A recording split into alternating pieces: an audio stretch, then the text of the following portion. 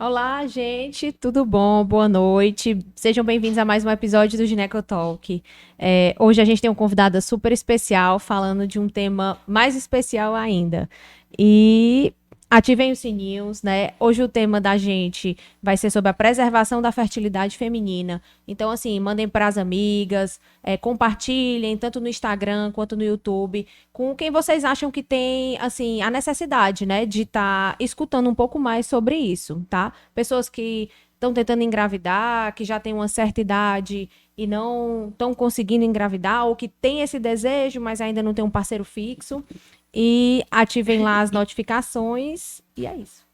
Olá, pessoal, tudo bem? Boa noite. Que bom estar com vocês em mais um episódio, né, do Ginecotalk. Sejam muito bem-vindos e essa é a nossa intenção mesmo, trazer um conteúdo com muita qualidade, mas que seja de forma acessível, que os nossos pacientes, os nossos seguidores consigam entender e consigam esclarecer suas dúvidas e melhorar a sua qualidade de vida. E é isso, reforçar o que a Natália falou, né? Se inscrevam lá no nosso canal, @ginecotalk, e ativem o sininho para vocês receberem as notificações. Nos acompanhem todas as quartas-feiras, a partir das 20 horas. É um prazer imenso estar com vocês.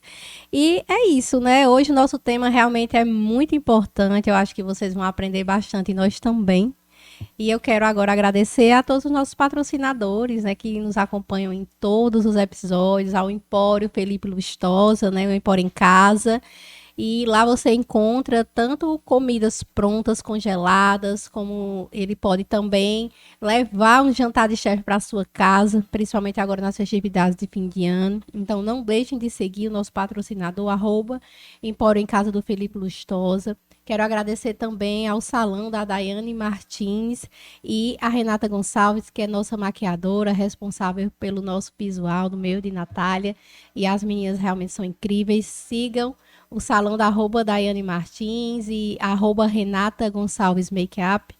E quero agradecer também a Água Cambará, que está conosco em todos os nossos episódios, né? Trazendo água, álcool em gel. E é isso, vamos conversar hoje com essa nossa convidada tão especial. Nossa convidada hoje é a doutora Isabela Pires. Olá, amiga. Oi, amiga.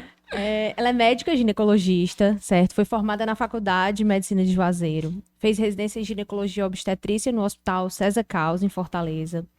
Depois tem o título, né, também de ginecologia obstetrícia pela Febrasgo. Depois ela fez uma especialização em reprodução humana e assistida pela Santa Casa de Misericórdia de São Paulo. E um fellow, que é como se fosse uma sub-especialização, para quem não sabe o que é. Cadê? Já me perdi, porque é tão grande o currículo. Mas importante dizer que ela é especialista mesmo, né? Muito. Então, um fellow em medicina reprodutiva no Solarium Health Group, em Fortaleza. Fez especialização em ultrassonografia e ginecologia obstetrícia pela ECOS e atualmente é presidente da seccional de Juazeiro do Norte da Sociedade Cearense de Ginecologia Obstetrícia, SOCEB. Né? Ela é sócia e fundadora da Clínica Vitálida, em Juazeiro. Inaugurou quando, Bela, a clínica? Em 2020. 2020. 2021. 2021, tem super nova a clínica, mas já veio com um peso enorme para a região, gente. E ela faz parte do corpo clínico da Clínica Evangelista Torquato, que é super conhecida e referência em reprodução humana em Fortaleza. Boa noite, Isabela. Boa noite, Isabela. Gente. Seja muito bem-vinda. Tô emocionada com esse convite, feliz demais por estar aqui hoje, falando de um tema que eu amo, né? Um tema de relevância clínica para nós mulheres gigantesco, e principalmente por estar na Ginecotal, que minha gente, que é referência no Cariri. Eu tô muito feliz. A gente que está feliz de te receber hoje para falar desse tema que é tão importante. E eu estou mais feliz ainda de ter tantas filhas do César Carlos aqui, né? Não é, o Cezinha. Né? Cada uma numa época diferente, mas que bom que nós trouxemos tanta coisa boa, né? De lá para cá. É sim, muito querido. Isabela, fala um pouquinho das tuas redes sociais para as pessoas te conhecerem. Me diz como é que tá o teu Instagram, o que é que tu tá abordando por lá e qual o Instagram da tua clínica também para os seguidores começarem a ver o teu trabalho e te conhecer. Agora. Bom, gente, eu sou Isabela Pires, né? Faço ginecologia e medicina reprodutiva. Meu Instagram é doutora Isabela Pires GO. Trabalho na Vitálida, sou sócia fundadora, junto à minha cunhada Lorena, maravilhosa. E nós fundamos a Vitálida em 2020, amiga, corrigindo direitinho. Vamos fazer 2 anos em março. E o Instagram da Vitálida é @Vitálida, VITTALIDA. Então, todo mundo pode encontrar lá na rede social, né, @Vitálida, para seguir as meninas, seguir a clínica delas, conhecer um pouquinho mais, né, sobre reprodução humana, o que é que elas fazem e o que elas abordam lá na clínica, né? Sigam também a doutora Isabela no perfil profissional dela, para vocês entenderem um pouquinho mais sobre isso e esclarecerem suas dúvidas. Se quiserem também, pode mandar perguntas, gente, aqui agora, né, ao vivo. A gente vai tentar selecionar algumas que possam não ter sido respondidas aqui por nós, né? Para a doutora Isabela tentar responder depois. E a depender do tempo também, se não der tempo, a gente responde nas redes sociais, certo? Então, Isabela, assim, para começar, né? O que é preservação da fertilidade feminina? Pronto, gente. A preservação da fertilidade feminina consiste no congelamento de gametas femininos, que são os óvulos, né? Existe a preservação da fertilidade com congelamento de embriões e de tecido ovariano, mas a nível ainda experimental. Mas, realmente, a preservação da fertilidade feminina, em via de regra, de maneira prática, consiste no congelamento dos gametas femininos, que são os óvulos. Por que é tão importante falar em preservação da fertilidade? Porque nós, mulheres, já nascemos com todos os nossos óvulos. O nosso pico de produção oocitária acontece com 20 semanas de idade gestacional. Então, a gente alcança o nosso pico de produção com 20 semanas dentro da barriga da mãe. Quando nós nascemos, essa perda folicular ela já existe e depois disso nós não produzimos mais nenhum óvulo. E os óvulos eles vão sendo perdidos, a gente vai perdendo gametas ao longo da vida reprodutiva. Então, a preservação da fertilidade consiste em preservar exatamente esses gametas femininos, que são os óvulos. E para quem né? Tipo assim, quem pode se beneficiar dessa preservação, né? Tipo assim, os casos que estão indicados, né? Para quem é essa assim, algum momento, né, alguma idade, algum perfil de paciente que deva fazer esse congelamento dos óvulos ou não? Na realidade, a gente fala que a preservação da fertilidade feminina é para qualquer mulher. Mas é evidente que, em termos de custo-benefício, há uma indicação de preservar óvulos por volta dos 30 anos, quando eu não tenho uma perspectiva reprodutiva clara. Eu tenho 30 anos, sou solteira, estou extremamente envolvida com meus projetos profissionais, pessoais, não quero a maternidade para aquele momento e, para evitar realmente a ação inexorável do tempo, a gente indica a preservação da fertilidade por volta dessa idade. Isabela, somente após 30 anos? Não. Existem condições clínicas em que a gente tem que propor para a paciente, é uma obrigação do ginecologista propor para ela a preservação da fertilidade muito antes. Por exemplo, algumas doenças benignas, a gente no dia a dia, já foi motivo de podcast aqui, inclusive, a endometriose. A gente tem várias mulheres, cerca de 10 a 15% das mulheres hoje em idade reprodutiva têm endometriose, e às vezes ela tem uma doença em um estágio tão avançado que precisa ser submetida à cirurgia. Então, é uma paciente que é candidata à preservação da fertilidade antes dos 30 anos. Se ela tem um caso grave e precisa ser submetida a uma cirurgia antes disso, é ideal que seja proposto para ela essa opção, porque ela realmente pode ter uma endometriose ovariana, pode precisar, na cirurgia, manipular o ovário, retirar uma parte do ovário, e aquilo ali pode impactar negativamente na reserva ovariana dela. Então, é uma opção que a gente pode indicar preservação antes dos 30 anos.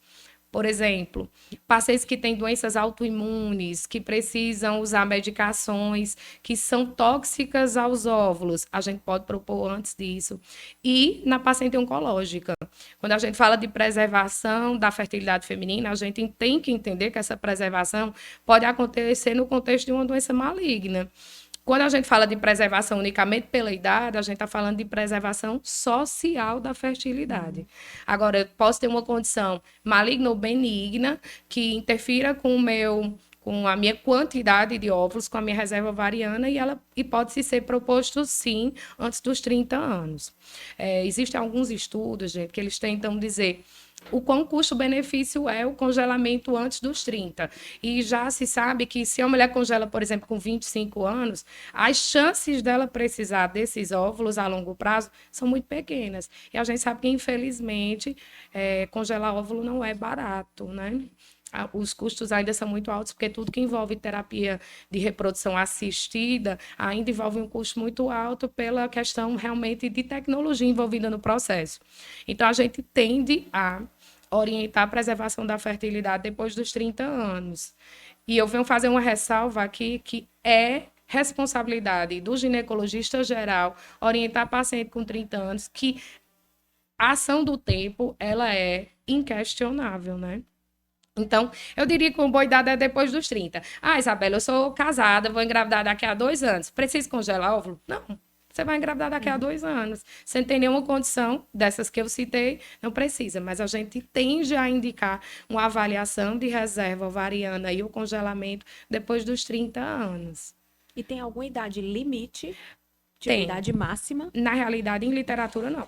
Que diga assim, eu tenho que congelar até tantos anos? Não. Mas os estudos apontam que após 38 anos não é custo-benefício.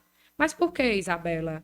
Porque a gente sabe que os óvulos vão diminuindo em quantidade, mas vão diminuindo também, questionavelmente, em qualidade. Então, eu propor para uma mulher um congelamento aos 39 anos, para ela, que ela tenha uma reserva de óvulos que possa garantir uma gravidez, ela vai precisar passar por muitos processos e a gente já sabe que tem a questão da qualidade ossitária que é inerente ao tempo. A gente não tem como mudar isso, né? Então, os estudos dizem que entre 38 e 39 anos. E, gente, passa voando, né? Meu Deus, você falar para uma mulher de 39 anos, eu hoje com 39 anos, que custo-benefício não é tão bom congelar óvulos. É complicado, é um assunto denso, é um assunto que envolve muitos questionamentos, é difícil para a gente, mas não existe data limite. A gente faz esse tipo de orientação em relação a custo-benefício. E assim, na tua vivência, né, assim, por que fazer um congelamento? Tipo assim, se um paciente chegar para ti e perguntar, doutora, tá, mas por que fazer uma preservação de óvulos? Eu costumo dizer que a preservação de óvulo, ela é a segunda revolução sexual da mulher, né? Em 1960, a gente começou a ter o domínio sobre o potencial reprodutivo com a pílula anticoncepcional. E agora, com as técnicas de reprodução e a possibilidade de preservação da fertilidade, eu diria que é a segunda revolução sexual da mulher. E por que eu indicaria isso? Porque eu costumo dizer que você pode até não ser mãe porque você não quer, mas você não ser mãe porque você não pode, pesa, né? Pesa muito. E hoje a mulher está envolvida com muitas ações. Hoje a mulher tem o seu papel na sociedade inquestionável. Hoje a gente quer estudar, quer fazer mestrado, doutorado, quer viajar, quer ir para fora, quer curtir, quer namorar muito antes de casar ou de ter filhos. Só que os nossos planos não são acompanhados pela nossa capacidade biológica. Então, por que, Isabela, congelar óvulos? Para garantir, para aumentar as chances de que o sonho da maternidade seja possível. Isabela, garantir? Não posso, não podemos. Garantir nem Deus, só Deus, né? Mas Deus, na sua infinita sabedoria, fez com que os processos reprodutivos não fossem extremamente eficazes. Imagina a gente que tenta imitar um pouquinho. Então, é para tentar aumentar a possibilidade da mulher viver a maternidade no futuro. Seja com 42, com 47, seja menopausada. Se eu congelar óvulos, eu posso engravidar menopausada, né? E assim, eu sempre costumo citar exemplos para tornar a coisa palpável. A gente tem calculadoras hoje para calcular a probabilidade de você engravidar com a fertilização in vitro, né? Uma mulher de 42 anos, se ela resolve engravidar naquele momento com seus óvulos de 42 anos, a chance dela engravidar na primeira fertilização in vitro é inferior a 5%, com óvulos próprios. Se eu congelei meus óvulos aos 30 anos e fui curtir minha vida, e agora eu vou fazer uma fertilização aos 42 anos, com meu óvulo congelado aos 30 anos, a minha chance de sucesso gira em torno de 50%. Então, é muita coisa, né, gente? Então, por que congelar óvulos, Isabela? Para aumentar as suas chances de viver a maternidade, caso isso seja o seu desejo. E o que eu costumo dizer também é que a vida ela é muito mutável, a gente muda muito. O que você quer muito hoje já pode não ser o que você quer muito daqui a 5 anos. Então, eu costumo dizer que preservação da fertilidade é um seguro de vida. Você não quer usá-lo, mas se você precisar, vai ser ótimo que você o tenha, né? Você vai ter, né? Você vai ter essa garantia que está guardada e que você vai poder utilizar. Que aumenta as suas com boa possibilidades, qualidade. né? Exato. Então, é por isso que hoje a preservação da fertilidade ela tem que ser trabalhada, explícita, conversada, não só pelo especialista. Isso Ela tem que estar na é boca do obrigação povo, né? do ginecologista geral. Quantas mulheres chegam para mim sem que soubessem disso, mas que se essa informação tivesse chegado lá atrás, isso teria feito uma diferença gigantesca na vida dela. Então, é por isso que é tão importante falar de preservação da fertilidade, é por isso que eu gosto tanto. E, às vezes, a gente acha que tá uma coisa bem distante. É. E eu sou paciente da reprodução. Eu tenho embriões, eu tenho óvulos congelados. E eu passei por isso aos 35 anos. Eu achei que tava beleza, que ia dar show. Galinha dos óvulos de ouro, botando um monte de ovo. E não foi assim, né? Não foi assim. Então, a gente tem que se preparar, tem que ser falado mais sobre isso, né? E trazer essa oportunidade, né, para os pacientes entenderem que é exatamente como você falou, que hoje nós queremos viver nossos sonhos, nossos projetos, e não quer dizer que a gente vai ter que excluir a maternidade. Então, tem pessoas, essa semana mesmo eu tive paciente no consultório que me falou exatamente isso que eu estou falando agora, que queria se realizar profissionalmente, mas que não conseguia encaixar a maternidade, e eu dei essa opção para ela, né, de fazer o congelamento de óvulos para que ela conseguisse deixar essa reserva guardada numa possibilidade mais para frente, se ela já tivesse realmente encontrado um parceiro que fosse o perfil que ela procurava e tivesse no momento de viver essa maternidade de uma forma que ela tivesse a oportunidade e não deixar esse tempo passar. Mas como é que tá agora a aceitação das pacientes que chegam no teu consultório em relação ao congelamento de óvulos? Como é que elas estão recebendo essa novidade? Como é que elas estão aceitando isso? Quanto elas estão procurando sobre o congelamento dos óvulos? Eu fico muito feliz porque isso é uma realidade que tem mudado. É aquela velha história de água mole em pedra dura, tanto bate até que fura, né? A gente fala e cada vez mais tem sido procurado e no consultório também, graças a Deus. Eu tenho amigas pessoais, Carlinhos, quando você falou que essa paciente não conseguia encaixar, eu convivo com isso há muito tempo, inclusive de perto, com amigas próximas, Eu sabe? tenho várias amigas que também já fizeram congelação de óvulos. Pois é, isso é justamente muito porque comum, não tá nós no médicas, momento, né? Uhum. É muito comum. Na Europa, por exemplo, já se sabe que as mulheres entre 30 a 34 anos têm um grau de escolaridade 11% superior aos homens. Então, a gente estuda mais, a gente se dedica mais. Então, assim, é muito comum que haja essa preocupação. Cada vez mais, realmente, tem chegado pacientes com essa intenção. Queria que fosse mais, acho que a gente está longe de um número ideal, mas a sementinha da curiosidade está sendo plantada e eu tenho certeza que ela vai dar bons frutos, né? Quando a gente fala em preservação da fertilidade também, fala muito em trabalho, mas vamos ser realistas, não é só trabalho. Você tem com quem ter um filho? Porque eu tenho várias amigas, mulheres lindas, inteligentes, maravilhosas, mas que não encontraram o cara certo. Você, às vezes, quer encontrar a tampa da sua panela e o relógio biológico, Tá né? correndo. Então, não é só uma questão de trabalho também, é a questão da pessoa que você quer para a sua vida, né? Para formar uma família com você, para ter um filho. Então, muitas mulheres vêm estão procurando consultório, graças a Deus, em busca de preservação de fertilidade. Hoje eu confesso que elas ainda chegam tarde. A mulher está tentando para isso em torno dos 35 anos. Sonho que um dia essa procura ela venha de uma maneira mais precoce, porque, como a gente já falou, não é a mesma coisa congelar aos 30, mas o perfil de paciente ele é bem diversificado, mas a grande maioria que chega hoje ainda é um pouco mais velha do que o que nós queríamos, né? Mas eu confesso que sim, tem melhorado, e eu acho que é responsabilidade nossa tocar mais ainda nesse ponto para que mais mulheres tenham oportunidade.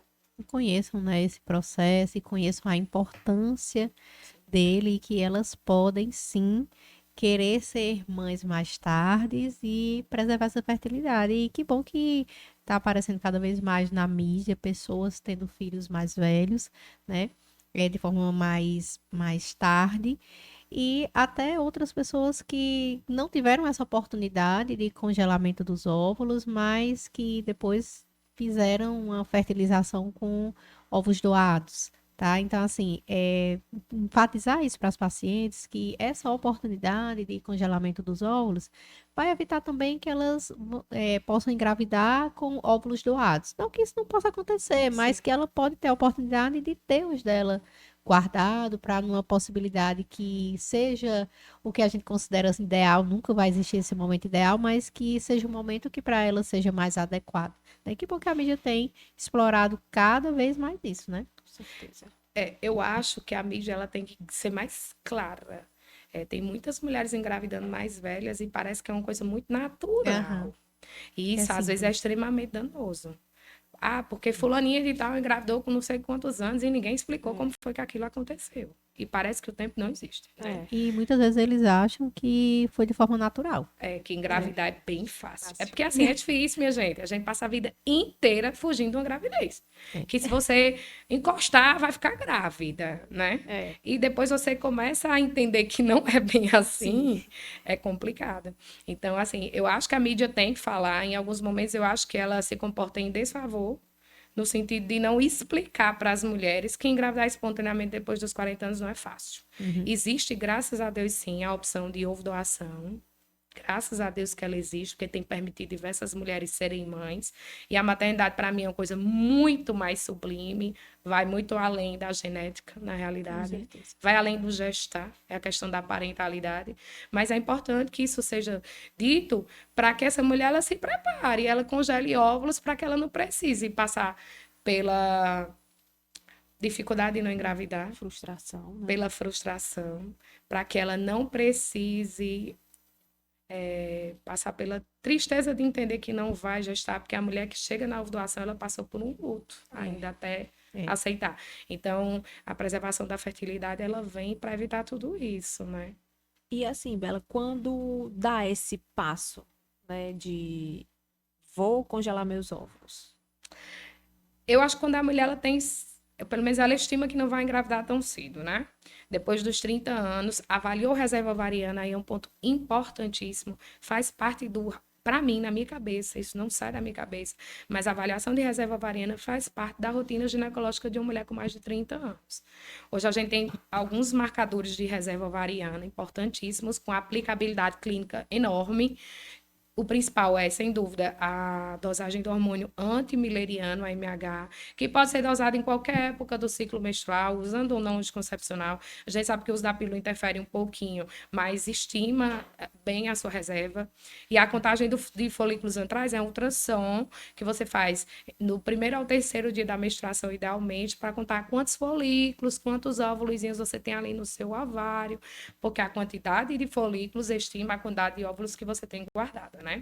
Então, primeiro de tudo, eu acho que parte de uma avaliação de reserva ovariana.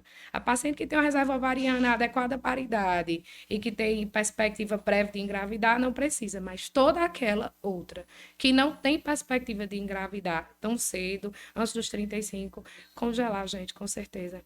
Infelizmente, o custo ainda é um pouco alto para a nossa realidade, mas eu também costumo dizer que são prioridades. Sim. Eu tenho um paciente que no exame, foi bem emblemático o caso dela. toda linda, maravilhosa. Foi fazer exame de rotina. Vamos dosar teu MH? Vamos dizer, a gente teve uma ingrata surpresa. Ela tinha uma reserva ovariana muito aquém do que era esperado para a idade dela. E ela estava com a viagem programada, ela ia para a Europa com as amigas e ela teve start. Eu não vou para a Europa, não. Eu vou congelar óvulo. Então, foi a prioridade que ela fez naquele momento. Então, é um procedimento factível, acessível, hoje bem mais fácil para a gente que está no Cariri. É um procedimento bem mais fácil para a realidade local. A gente não consegue fazer tudo ainda aqui, mas a maioria dos processos, né, que envolvem a preservação da fertilidade, sim. Então, para mim é isso, amiga. Chegou aos 30 anos, não tem desejo reprodutivo imediato? Congela, né? Congela, preserva. E como é que é feito, Bela, esse processo? São os Tipo, passos a que a parte paciente deve técnica seguir, mesmo, né? né? Iniciar para Sim. começar a tentar seguir esse caminho para guardar os óvulos. Vamos lá. Primeira coisa, uma avaliação ginecológica de rotina. A gente tem que ter certeza que aquela mulher está saudável, né? Ultrassom de mamas, porque muitas das medicações que nós usamos pode aumentar um tumor que seja dependente de hormônios. Então, tem que excluir qualquer patologia da mama, patologias da tireoide, exames laboratoriais de rotina, avaliar se essa mulher tem uma saúde global boa. Sorologias para doenças sexualmente transmissíveis é crucial, inclusive para aquela mulher que pretende doar, é obrigatório. Doar e congelar também. Para aquela mulher que pretende congelar, é obrigatório. Existem sorologias que são determinadas pela Anvisa, que nós precisamos ter recentes, né? Avaliação de reserva ovariana, AMH, contagem de folículos. Com tudo isso, a gente consegue propor para a mulher um esquema de tratamento. A gente inicia com estimulação ovariana. A gente usa medicações, muitas delas são injetáveis, cerca de 10 dias de tratamento injetável mais oral. Mais ou menos no 8º dia, a gente faz uma ultrassonografia transvaginal para saber como é que está aquela mulher. Faz um ultrassom inicialmente. Assim que vai começar as medicações, com outro dia a gente vê novamente essa paciente com avaliação laboratorial e ultrassonográfica. E a partir daí a gente consegue estimar, predizer e definir qual dia que ela vai funcionar, né? Então, o primeiro passo é a estimulação ovariana, que a gente usa muitas gonadotrofinas, medicações injetáveis, para fazer um suprassumo do biológico, que é a indução da ovulação. Aliás, o que é a estimulação ovariana. Naturalmente, a gente é preparada para produzir um folículo e um óvulo por mês. A gente faz o quê? A gente dá medicações para fazer com que seja recrutado muito mais folículos que vão entregar para a gente muito mais óvulos. Então, essas medicações vão fazer um supra-estímulo comparado ao fisiológico. Então, a gente faz a estimulação ovariana e depois faz a punção. Isabela, a punção é um procedimento complexo? Não. É um procedimento que tem uma curva de aprendizado um pouquinho mais complicada para quem é especialista e trabalha com isso, mas para a paciente é um procedimento tranquilo. A paciente ela é sedada, é uma sedação venosa, anestesia venosa geral. Aquela que a gente faz endoscopia, que todo mundo acha super legal, é a mesma coisa. Né? Então, você vai dormir, a paciente vai dormir, é colocada em posição ginecológica e a gente, por via ultrassom transvaginal, a gente acopla uma agulha no ultrassom transvaginal, entra pela vagina e acessa o ovário. E aí vai com essa agulhazinha e funciona todos os folículos. É um procedimento que dura em média 20 a 30 minutos. Terminou o procedimento, ela passa umas 3 horas em observação, 2, 3 horas. Geralmente ela vai muito bem para casa só com medicação para dor. E depois disso, vida que segue. A gente sempre acompanha um pouquinho mais de perto as pacientes que acabam gerando muitos óvulos, porque existe um risco de uma complicação chamada síndrome de hiperestímulo, que é rara, mas o especialista tem que estar de olho. No geral, ela vai para casa e acabou. Ela vai receber 5 dias depois uma notícia do laboratório. 5 dias não. Ela vai receber logo depois a notícia do laboratório dizendo quantos óvulos maduros ela tem e foram congelados. 5 dias é para embrião. Então, é um procedimento tranquilo, a gente tem que desmistificar. A gente vai muito pro centro cirúrgico, às vezes, para fazer uma esteroscopia. É muito parecido com esteroscopia. Então, é um procedimento tranquilo, né? Existe um impasse um pouquinho com relação às medicações injetáveis, mas também hoje são medicações subcutâneas que você aprende rapidinho. Geralmente, a primeira aplicação é feita na clínica, sob supervisão.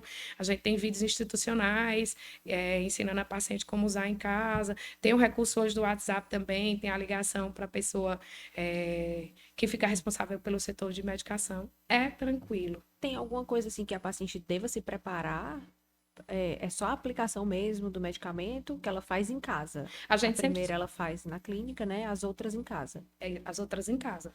A gente sempre orienta que ela esteja com a saúde ginecológica em dia, se alimentando muito bem, evitar álcool no período de estimulação, evitar atividade física, porque a gente estimula muito o ovário, então ele vai crescer. Então a gente evita atividades físicas, porque aquilo ali pode provocar uma torção ovariana, é uma condição rara, mas pode. Ela pode ficar mais inchada, dolorida, com cólica, mas assim, nada demais, é muito breve o tempo de estimulação. Então, são 10 dias que você vai ficar mais tranquilinha. Aqui, os 2 primeiros dias a gente ainda aceita ser para academia, depois dias a gente já não sugere. E é isso. Tá com o exame de citologia oncótica em dia, né, gente? Pelo amor de Deus. Quando você fala assim, faz o checklist da rotina ginecológica. Tá bem, tô me alimentando bem. Como é que tá o meu peso, né? A gente também tem que falar sobre isso, porque obesidade piora os resultados dos estímulos, né? Por quê? Porque a paciente ela fica mais resistente à medicação. Às vezes a gente precisa de uma quantidade de medicação muito maior e o resultado não é tão bom. Para essa paciente que vai fazer a coleta desses folículos dos óvulos, existe uma quantidade ideal que tem que se coletar? Ou a paciente consegue fazer tudo isso numa única punção? Ou pode existir a possibilidade de puncionar, mas não vir realmente quanto se deseja, a quantidade que seja ideal e ela precisar fazer uma nova coleta? Como é que funciona? Tô com vontade de levantar e lhe dar um beijo por causa dessa Meu pergunta. Deus. Porque essa pergunta foi fantástica, né? Existe uma obrigação da gente, enquanto pessoas que trabalham com medicina reprodutiva, de alinhar expectativas. A gente acha que eu vou ali, bem ali, vou comprar uma cesta cheia de ovos, vou guardar e acabou. E não é assim, né? Às vezes o ideal está muito longe do real. E isso é uma conversa que tem que ser muito clara com a paciente. Por quê? A paciente jovem, que tem uma reserva ótima, ela responde melhor. Então, ela pode dar a quantidade de óvulos que a gente pretende que ela tenha. Por quê? Isabela, um óvulo é igual a um embrião? Não. Existe um funil da fertilidade, né? A gente tem vários folículos que vão ser estimulados. Algum desses vários folículos estimulados, alguns vão virar óvulos. Depois a gente vai ver quantos óvulos maduros. Depois, quantos óvulos foram fertilizados? Quais desses óvulos viraram embriões? Quais viraram blastocistos? Quais blastocistos são euploides? E quantos blastocistos euploides vão virar embrião? Certo? E quantos embriões vão virar uma criança nascida viva em casa no braço de uma mãe? Existe um funil. A gente fala que hoje, para uma mulher jovem que tem uma qualidade ossária boa entre 30 a 35 anos, 15 óvulos garante mais ou menos uma taxa de gestação de um nascido vivo em torno de 90%. Então, se eu faço o estímulo numa menina jovem com qualidade ossitária boa e uma boa reserva, a tendência é que eu consiga esses 15 óvulos em uma punção. Ao passo que para a mulher mais velha, não, né? Então, a gente tem que alinhar esse tipo de expectativa. Entender que às vezes a mulher precisa de 2, 3, 4, 5 estímulos para conseguir aquela quantidade de óvulos. E a gente também sabe que aquele óvulo não tem a qualidade de uma mulher mais jovem. Eu costumo dizer que eu prefiro 2 óvulos de uma mulher de 32 do que 10 óvulos de uma mulher de 42. Ou mais até. Né? Então, assim, quantos procedimentos a gente vai precisar fazer para conseguir esse número mínimo? Não sei. Né? A tendência a gente consegue estimar e às vezes a gente se surpreende. A medicina reprodutiva, ela veio para a gente entender que a gente não tem domínio de quase nada. Porque nós podemos muito bem ser surpreendidos. A gente, enquanto profissional, porque a gente às vezes acha que vem, espera aquilo e a resposta não é aquela. E a paciente também esperava coisa e foi outra completamente diferente. Tem alguma, tipo assim, Expectativa, né? máximo de vezes? Não, né? Depende Não. de cada paciente. né? Depende da paciente. Existe o custo associado Sim. a isso, que realmente é alto. E existe o custo não financeiro somente, gente. Existe o custo emocional. É muito difícil para a mulher que passa por uma punção, tem poucos óvulos e sabe que tem de novo. É um tratamento rápido, como eu falei, mas não deixa de ser incômodo, é chato. Você tem que estar aplicando medicação todo dia, medicação oral de 8 em 8 horas, eu não posso esquecer. Tem paciente que fica num grau de ansiedade tão grande, gente, que erra a medicação. Entendeu? Erra Acredito. a medicação. Imagina, erra a medicação caríssima, mas erra, sabe? Então, assim, existe um custo emocional muito grande diante de tudo isso. Mas quando a paciente sabe o que vai acontecer, ela estima mais ou menos como vai acontecer, ela está mais preparada. Sim. Ruim é eu chegar, não, com 35 anos você vai conseguir os seus 15 óvulos de uma vez só. Epa, espera ainda. Vamos alinhar expectativas com ela, vamos ver como é que está a reserva dela. Quando eu faço ultrassom, que eu falei inicial, para começar a medicação, eu já sei quantos folículos maduros, quantos óvulos mais ou menos a gente vai conseguir. Se eu tenho 5 folículos no ultrassom basal, na contagem de folículo antral, antes dela começar a medicação, eu sei que ela nunca vai ter 10 óvulos. Então, eu consigo alinhar com ela melhor isso. Mas é muito importante, porque isso é motivo de muito desgaste, inclusive, da própria paciente com o profissional. Né? Se isso não for uma coisa que fica muito bem amarrada, ela pode se sentir enganada. Sim, Né? sim. Mas, Isabela, quantos óvulos mais ou menos eu preciso para ter uma estimativa de 90% em torno disso de um bebê nos meus braços em casa? 10 a 15 óvulos. 15 óvulos. E se, por exemplo, eu não, 15. não, 15. E se eu não quiser, ou então, porventura, eu congelei meus óvulos aos 30, porém engravidei naturalmente aos 34, certo? E não vou querer mais utilizar aqueles óvulos. Ou então, realmente, congelei, mas mudei de ideia, como você disse, a gente muda muito de pensamento, e não quero utilizar mais aqueles óvulos. Eu posso doar esses óvulos ou descartar? Como é que funciona isso aí? Você pode doar, mas para isso existem algumas condições que são obrigatórias a serem cumpridas. Por isso que também é bom, já quando se fala em preservação da fertilidade, expor para o paciente essa opção. Existem sorologias, como eu falei, que são obrigatórias. Algumas clínicas exigem exames genéticos como cariótipo. A paciente não pode ter mais de 37 anos, porque no Brasil, doadora de óvulo só até 37 anos e doador de espermatozoide só até 45. Os homens pensam que vão fazer menino eternamente e que pode doar esperma ou espermatozoide até o fim da vida. Não é assim, né?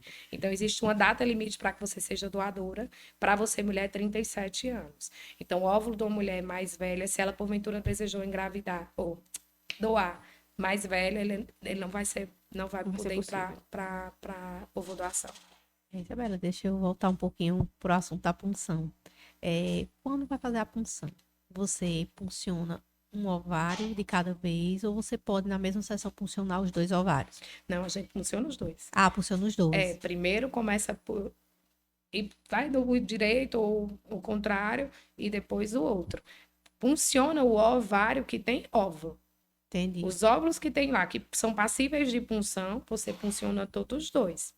Às vezes existem folículos, né, muito pequenos, que não vale a pena serem puncionados. Às vezes esses folículos que não chegam a um tamanho apropriado, em torno de 15 a 18 milímetros ou até mais, eles servem para uma outra coisa, que é cena de um outro podcast, que é o do STEAM, que é quando você aproveita esses folículos que já passaram por um estímulo gonadotrófico, mas não cresceram ao ponto de serem puncionados, né?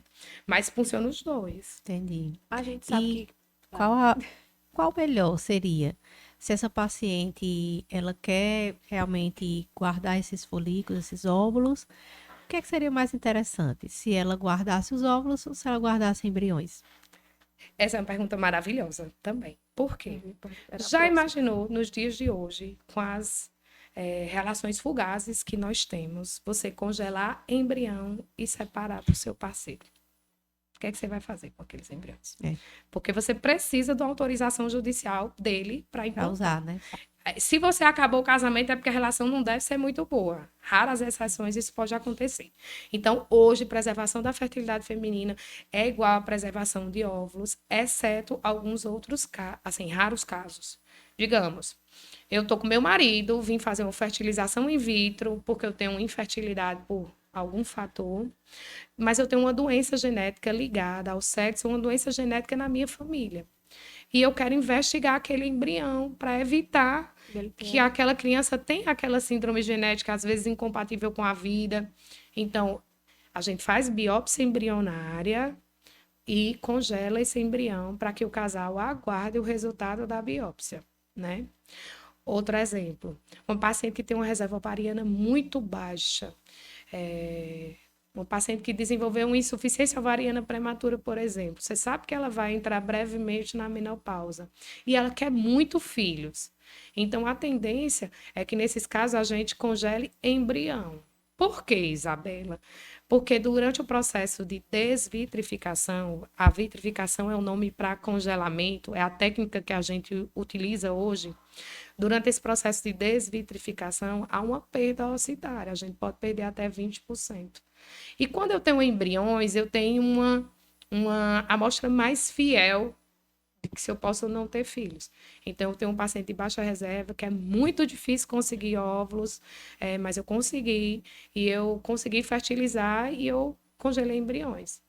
Ou então, para aquela mulher que é infértil, para o casal, né? Deixar de tirar tanta essa responsabilidade só em cima da gente. Aquele casal que tem infertilidade, que passou por um processo de fertilização in vitro, que fertilizou alguns óvulos, guardou alguns e fertilizou outros, e que ali gerou para a gente vários embriões. Ela não vai colocar os vários embriões, ela não vai implantar, até porque a legislação não permite. Então, ela vai congelar embriões. Por quê? Hoje, depois da resolução fresquinha, que foi agora de setembro de 2022, a mulher abaixo de 37 anos só pode transferir até 2 embriões. A mulher acima disso, 3. E embriões euploides, geneticamente já avaliados, só pode ser transferido 2. Então, eu consegui, a partir da fertilização in vitro, obter 5 embriões, eu vou ter que congelar os outros, porque não existe descarte de embrião. É ilegal. Entendi. E se depois o casal não quiser utilizar esses embriões? Ele pode doar, né? Entendi. O casal ele pode doar o embrião também. Só depois de 3 anos de congelado, eles podem manifestar o desejo de doar embriões. A questão de doar embriões, ela esbarra num conflito ético gigantesco. Sem contar que em países do mundo era proibido até bem pouco tempo. Na Itália, não se congelava embriões. Né? Hoje, em raros casos, isso é possível. Porque o embrião é a vida, né, gente? Um óvulo é uma célula. É totalmente diferente. Com certeza. Eu também, eu confesso que é uma pedra no sapato para mim, essa história de congelar muitos embriões. E aí? É uma vida, é um filho que tá ali, né? E, Bela, assim, tu falou muito de, tipo assim, a pessoa pode funcionar várias vezes o óvulo. A gente sabe que quanto mais procedimentos em ovário, essa reserva ovariana, ela vai diminuindo. Isso acontece nessas punções? Não, Nath, pergunta excelente. Por quê? Os óvulos que são puncionados são os óvulos que invariavelmente já entraram em processo de maturação. Os folículos primordiais, eles são microscópicos, a gente não consegue estimulá-los, né? A gente só consegue estimular folículos antrais. Por isso que o AMH é tão importante, porque ele dá a reserva dos folículos primordiais, o comecinho lá. Nós só conseguimos estimular os óvulos, que já entraram nesse processo de desenvolvimento e que invariavelmente vão passar por um processo de apoptose, de morte, né? Sim. Então, a gente tem aquela velha história de aproveita que a natureza vai desperdiçar naturalmente, mas isso não interfere com reserva. Entendi. Tranquilo. E aí, Carlinhos? Muito interessante, viu? Ainda tem muita coisa para perguntar. Eu adoro, a gente vai até 10 da noite. Vera, me diz uma coisa. Se a paciente, por exemplo, tem 35 anos, Não tenho ainda o desejo da maternidade real agora, mas eu quero congelar meus óvulos e eu também não sei quando eu vou querer engravidar. Mas eu posso ter uma doação de espermatozoides e congelar embriões ou não. Isso não é liberado, apenas para preservar a fertilidade, somente o congelamento desses óvulos. O óvulo é seu. Eu costumo dizer que você faz dele o que você quiser. Mas para que você vai congelar um óvulo com esperma de uma pessoa que você não sabe nem quem é? Se você está preservando a sua fertilidade para o futuro, talvez para que tenha um filho com o cara que Contra você alguém. quer, né? Não há essa proibição, mas na realidade eu nunca me deparei com isso, porque a gente ainda é muito romântico. É, A gente quer o príncipe, entendeu? A gente quer o cara, então a gente quer congelar óvulos para usar com Achar o o cara, cara. né? Com aquele. Agora, a gente também está ficando inteligente, né? Porque eu costumo dizer que a maternidade é uma decisão da mulher. Não tem mais essa história de ficar em casa, sentada, esperando o príncipe encantado para ser pai do meu filho, não.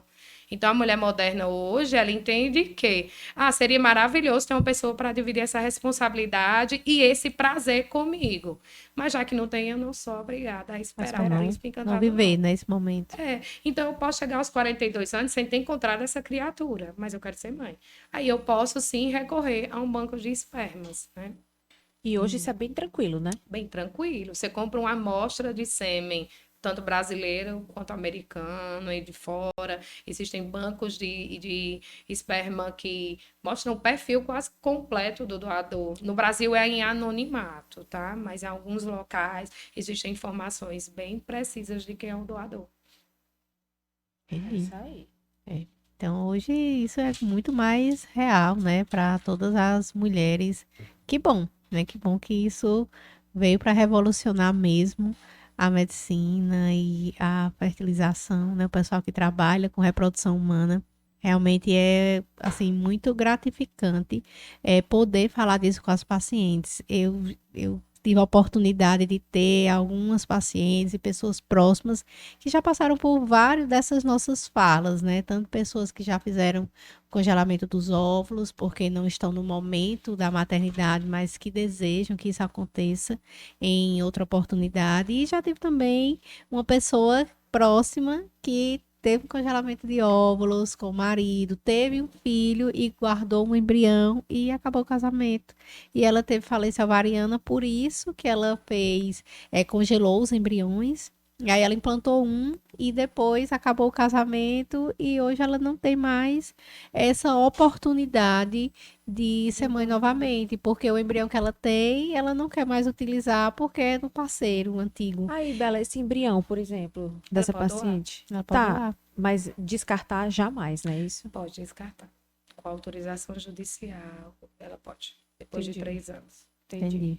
E aí, no caso dessa paciente, ela poderia ter, não sei, assim, realmente como estava no momento que ela foi fazer essa coleta dos óvulos, mas talvez ela pudesse ter coletado e guardado óvulos também, porque aí depois ela teria a possibilidade. Mas talvez eu acho que ela nem pensou nesse momento, né? Isso é papel nosso, sabe, Carlinha? É um papel difícil, na realidade. Porque você chegar com um casal que quer ter um filho juntos e você falar na possibilidade de daqui a pouco eles podem não estar juntos, é complexo, mas é obrigação nossa. Principalmente para uma paciente dessa, com uma falência ovariana, né? Sim. O caso de falência ovariana prematura é bem emblemático, né? Então a gente tem também, enquanto ginecologista geral, tá de olho nisso, porque muda. É uma transformação, virada de chave. Já tive paciente que eu fiz o parto, 1 ano e meio depois chegou para mim com atraso menstrual. E estava com falência ovariana prematura e a gente não conseguiu dar seguimento ao tratamento dela. Ela não conseguiu engravidar de novo até onde eu sei. Se ela tiver engravidado, eu vou ficar muito feliz. Mas não foi. Mas é obrigação da gente, sim, explicitar que, uma vez tendo uma quantidade de óvulos boa, congele óvulos e faça alguns embriões. Às vezes, na falência ovariana prematura, a quantidade de óvulos que nós conseguimos no estímulo é que é muito pequena, né? Entendi. E, Bela, tem algum programa, assim, a gente fala muito de custo, tem, eu não sei se ainda existe, mas existia lá no Doutor Evangelista um programa que dava uma chance melhor de financeira, né, para as pacientes. Eu não sei se ainda existe. Eu brilho o olho com essa pergunta, porque eu faço parte desse programa. Eu confesso que eu tenho um orgulho imenso de fazer parte do Seminário. O nome do programa é Seminário, é um projeto de acessibilidade do Grupo Solírium, junto à Clínica Evangelista Torquato. Mas esses subsídios que nós temos, eles estão restritos à fertilização in vitro. Ele ainda não se certo. amplia para a preservação de fertilidade. Certo. Em alguns centros do Brasil, sei que sim, mas no nosso caso é para fertilização in vitro, aquele casal que já vem para engravidar. Entendi. E como é que as pessoas podem ter acesso a esse programa? É só entrar no site www.semearsonhos.com.br. Lá ela vai fazer uma avaliação para saber se atende os critérios que são obrigatórios para ela entrar no programa. Ela faz uma avaliação com assistente social. Depois disso, ela foi selecionada, escolhe o médico que vai acompanhá-la e aí ela já está dentro da clínica. Né?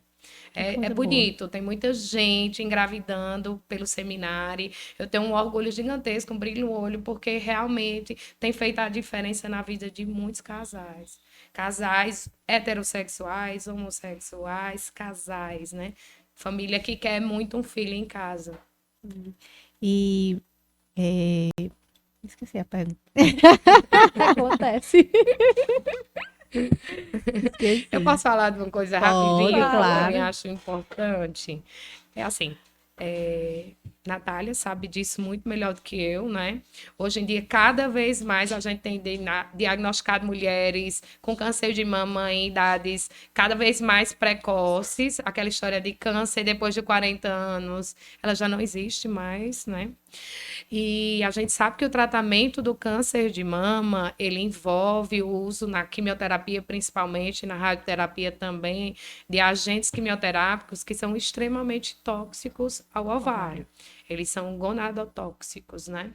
E, às vezes, a mulher que se depara com câncer de mama, ela é jovem, ela não tem marido, ela não tem filho e ela quer um filho.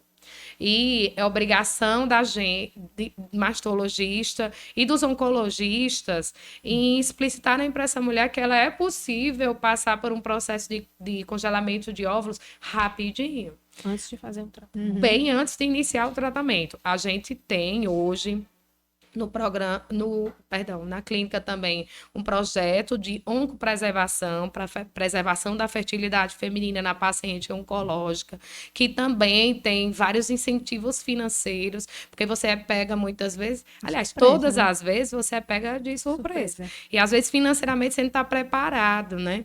Mas é um divisor de águas na paciente, na vida da paciente que passou por um tratamento oncológico. Então, assim, a gente tem que pensar, nós somos obrigados em pensar em sobrevida a longo prazo, sobrevida tardia, qualidade de vida na paciente oncológica. Então, hoje, a gente consegue iniciar muito antes, às vezes, do que um PET scan.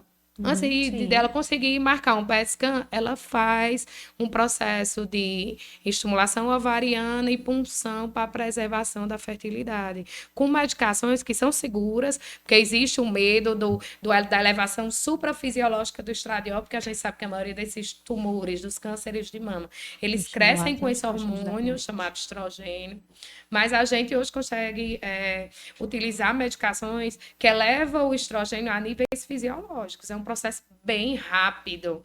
É o que eu falei para vocês, 10 dias. Às vezes é a programação, é o oncologista, o cirurgião oncológico, o mastologista, vocês, que demoram um certo tempo para marcar a cirurgia da paciente, e ela tem condições de fazer isso hoje em Juazeiro. Então, as pacientes, no Cariri, né? No Crato. Então, assim, no Cariri inteiro, gente. Interior do Pernambuco, interior da Paraíba. Foi descoberto um câncer de mama, recebeu esse diagnóstico, essa bomba no colo da gente, você não está condenada a não ser mãe. Você pode, sim, passar por esse procedimento. Depois de todo o tratamento do câncer de mama, né? Aí vamos dizer, vai reimplantar, vai fazer a fertilização e vai implantar o embrião. Sim. A eficácia é a mesma.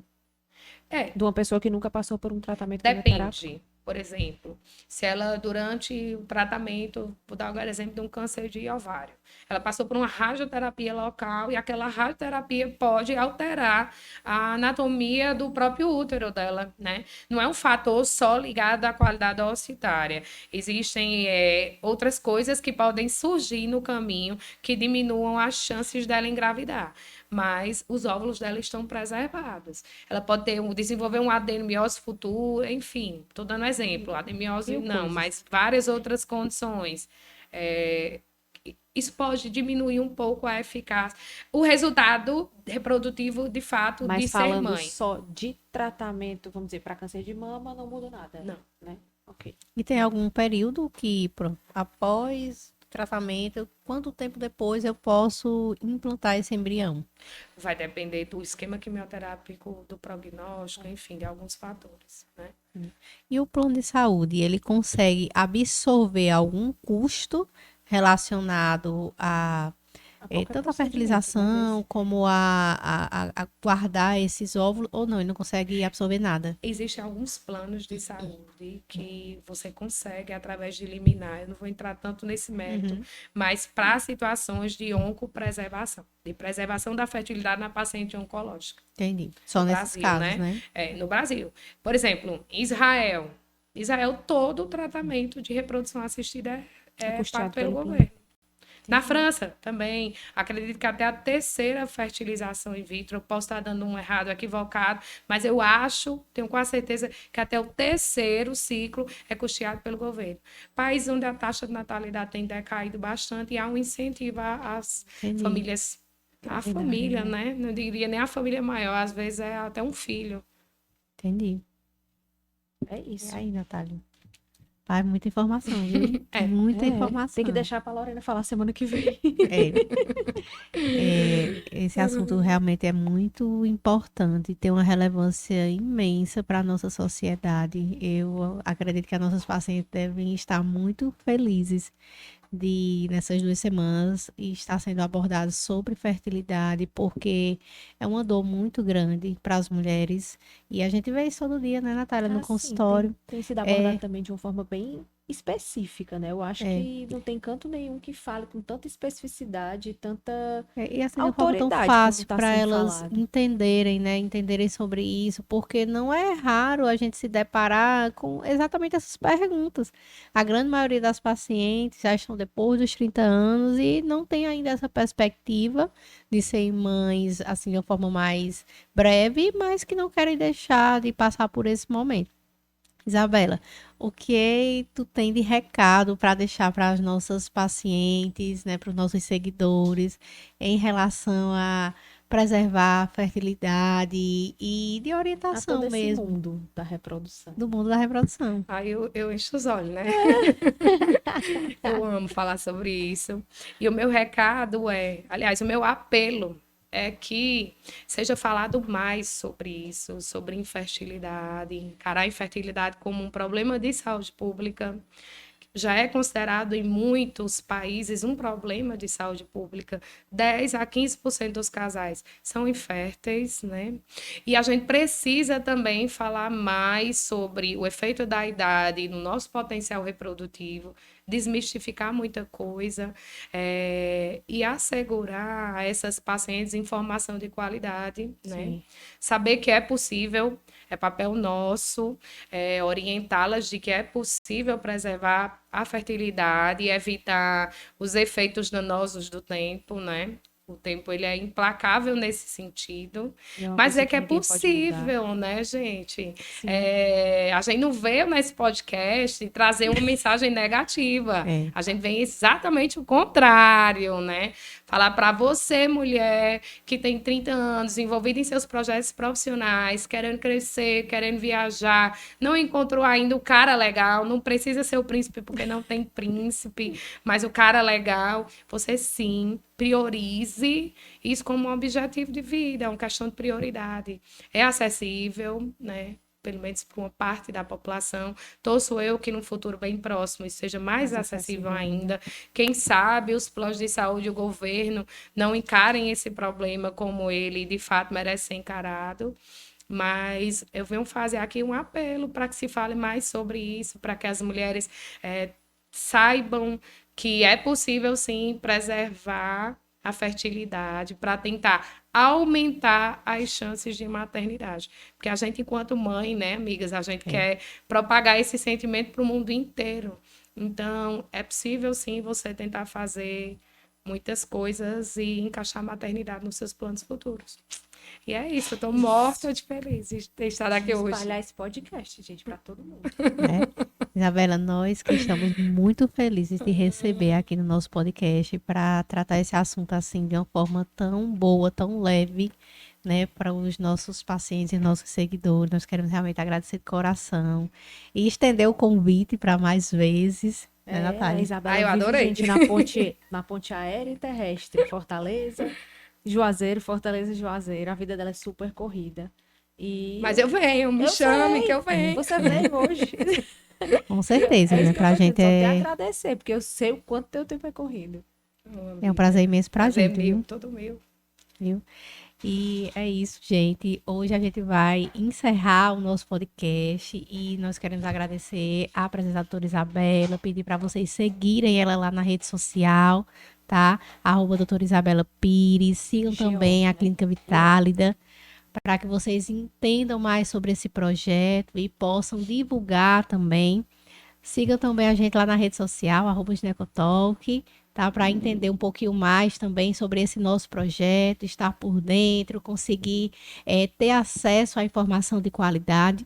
E eu quero agradecer também a todos os nossos patrocinadores, ao Empório em Casa, do nosso chefe Felipe Lustosa, ao salão da Daiane Martins, a Renata Gonçalves, que é a nossa maquiadora, a Água Cambará. Muito obrigada a todos os nossos patrocinadores.